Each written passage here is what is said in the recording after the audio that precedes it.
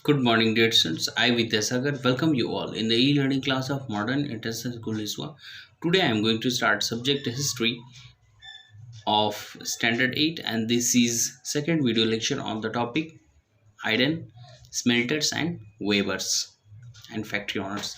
Dear students, as we have discussed earlier, that how the Indian cotton and silk, it was too much famous in the European market that all the peoples, they were just coming here and they want that how we could take all of the cottons to the our native places. So yeah, here we can see that all these things, it was in their mind, and that's why they have expanded their trade. And by expanding their trade, they also just take over to the Bengal in the primarily. So before the accession of Bengal, they were just working as the traders. Here we can see that those the terms which was using at the time for the cotton textile, like the bandhana, it was basically for the scarf life structure was there, okay, which was in bright color and produced through the method of tying and dyeing, okay. As these were the other cloths in order book were noted by the place Kasim Bazar, Patna, Calcutta, Odisha, and Charpur. As these words were popular on Indian textile, and it was also popular in different part of the world. So Indian textile in European markets. Different edge by the early 18th centuries. Okay, the British, the European markets, it all was worried by the popularities of Indian textile. It means Indian fine textile, it was famous in such a way that all the peoples, they were just get annexed. They were just annexed that how we will compete with them, because the quality of the Indian textile was very fine. Okay, as they have in 1720s, the British government, they has applied the legislation banning the printed cotton textile with sheets, okay, and in England. But interestingly, it was also known as Calico Act. As you know that the Calico, they came here, the Europeans, first Portuguese, they came here near Calicut, and that name was aroused from there, Calico, then Calicut. Okay, further, this act was also known as Calico Act. So here the question arises that what is Calico Act? So you can simply say the prevention of Indian textile cheats in England. Okay, so this was Calico Act. Okay, at that time the textile industries has begun to develop in England and unable to compete with the Indian markets.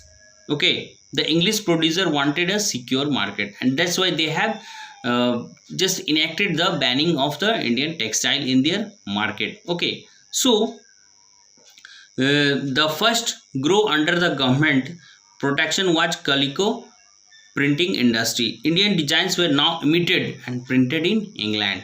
White Muslim and unpreachable Indian cloths was also prevailing there. Okay, now competition with Indian textile lead to surge of technological innovation in England, and in 1764 the spinning jenny, okay, the machine by which single worker could operate several spindles on which thread was spun, and when the wheel was turned, spindle rotated. It means technological evolvement was there. Okay, and as the technology was there, then the production was increased, as Indians was doing this in a manual way. Okay, wherever the quality was fine here, but we were just lack over the technology, as it was because we were being colonized by British, and British, they were only mechanizing us whenever they say that there is profit from it. Okay, now as the John K which have been invented it seems that increase the productivity of the traditional spindles. So later on, the steam engine it was developed by the Richard Arkwright, and further this cotton industry was revolutionized. Okay, Re- okay, and a revolution that makes the changes there. And further, what it was happening, that immense quality and quantities and cheap textile was produced at a large amount. See, this will happen when competition, when they will feel the competition. Even we do not feel such a thinking about them, but at the time they came here, they took the raw materials and they were just being competitive to us. See the mentality of the British. Now the Indian textile, they were dominated world trade till the 18th century. However, they have been increased their production, but still Indian textile was famous for their own production, as well as European trading companies like the Dutch, French, and the English.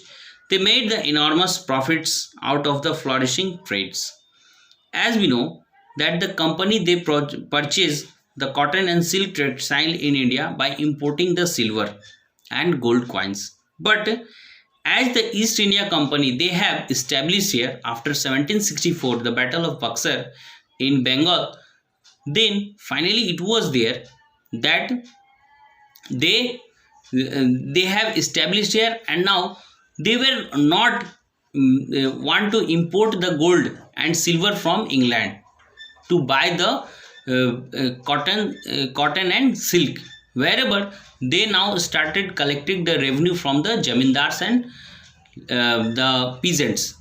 See, and from their revenues they used to collect the revenues, and since all the areas they have, it was being captured by them, since they used to didn't buy any of them, and they just uh, colonize all the areas wherever it was increasing to all over the countries. Okay, okay dear students, read the paragraph and keep watching. Thank you.